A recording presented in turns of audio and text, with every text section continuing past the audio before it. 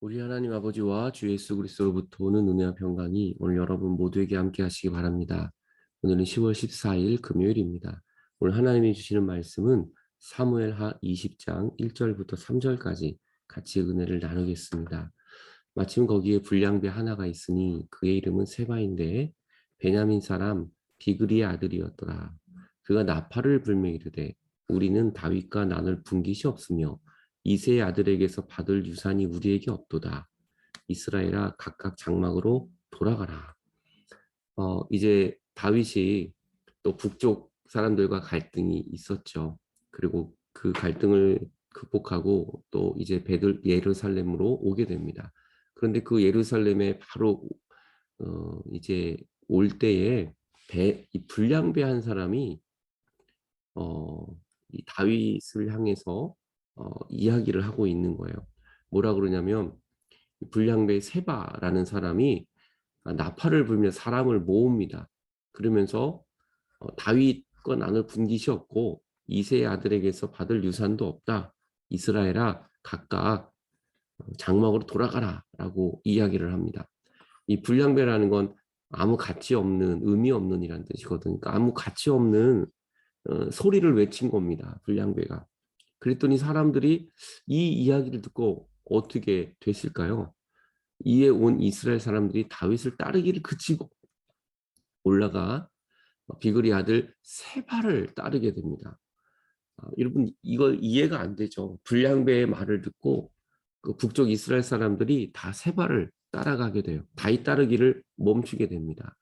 그러니까 북이스라엘 온 이스라엘 사람들이 여러분 다 따라간다는 거예요. 유다를 빼고. 그러니까 유다 사람들은 왕과 합세하여 예루살렘까지 갑니다. 이 온 이스라엘 백성들은 과연 무엇을 따랐던 걸까요? 그러니까 정말 믿음으로 하나님의 언약을 따르는 게 아니라 그저 군중에 이끌려가고 사람의 소리에 이끌렸다는 것을 우리는 봅니다. 하물며 불량배 세바를 따랐다는 것은 이스라엘 백성들의 마음에 하나님보다는 세상의 것들이 더 많았다는 것을 우리는 알게 되는 것이죠. 오늘도 우리는 정말 나의 길이신 예수님을 따라가야 합니다.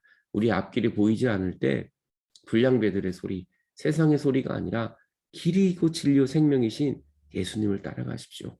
우리 앞길에 하나님이 너무나 귀한 것을 준비해 놓고 계세요.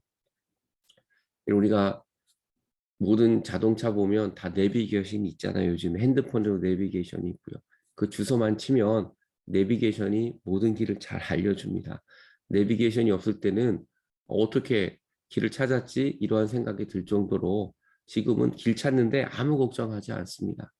여러분 우리 인생의 내비게이션이 성경 말씀이잖아요. 하나님이시잖아요. 성경은 지도고 여러분 성령님이 지도를 봐도 우리가 잘 모르니까 인공위성, 성령의 인공위성을 쏘셔서 성령님이 그것을 깨닫게 하시고 바른 길로 인도해 주시잖아요. 오늘도 세상의 사람, 세바의 소리를 듣는 것이 아니라 하나님의 음성을 들을 때 그렇게 보이지 않았던 길이 보이게 될 것입니다. 다윗이 예루살렘 본궁에 와서 첫 번째 한 일이 있어요. 조금 이해하기 힘든 일인데요. 전에 머물러 왕국을 지키게 한 후궁 10명을 잡아 별실에 가두고 먹을 것만 줍니다. 그리고 그들과 관계하지 않습니다. 그리고 그들이 죽는 날까지 갇혀서 생과부로 지내게 됩니다. 다윗이 예루살렘에 이제 본궁에 도착했을 때 어떤 예배를 하거나 뭐 화려한 입성식을 한 것이 아니라 그 후궁 10명을 잡아 가두고 이 생과부로 지내게 한 겁니다. 왜 그랬을까요? 여러분 다윗이 압살롬에게 쫓겨 도망갔을 때 10명의 후궁을 이 왕궁에 남겨두면서 예루살렘을 좀 지키라고 얘기했잖아요. 하지만 압살롬이 다 겁탈하고 강간하고 했던 그 소식을 듣게 되죠. 이 당시에 사실 이 후궁들이 겁탈을 당하거나 그러면 죽어야만 했어요. 왜냐하면 자기 몸을 지키지 못했기 때문에 사실 스스로가 죽든지 아니면 죽임을 당하든지 해야만 했어요. 그런데 후궁들이 살아있잖아요. 사실 죽어 마땅한 겁니다. 그런데 다윗은 그들을 죽이지 않고 살려둡니다. 왜냐하면 그 후궁들의 잘못이 아니라 본인의 죄고 본인의 아들이 한 죄이기 때문에 다윗은 그들을 죽일 수 없었던 것이죠. 그리고 그들을 별관에 죽는 날까지 거기에 먹을 것을 주고 그들을 살려줍니다.